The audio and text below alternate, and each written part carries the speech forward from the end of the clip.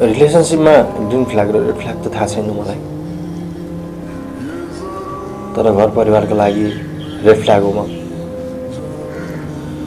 मतलब 25 वर्षको भइसके अहिलेसम्म एउटा राम्रो जब छैन, न त आमा बुवाको सपना पुरा गर्न सकिएको छ, न त घरको जिम्मेवारी उठाउन।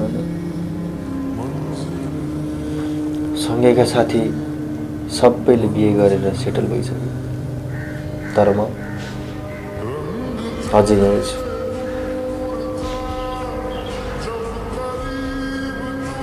घरमा न त पैसा माग्न नै सकेको छु, न पैसा दिन नै सकेको छु। आमा बुवाको सहारा भन्ने उमेरमा उहाँहरूको बोझ बनेर बसिरहेको छु। प्रयास मैले नगरेको होइन, तर प्रत्येकचोटि असफलता नै हात पर्यो।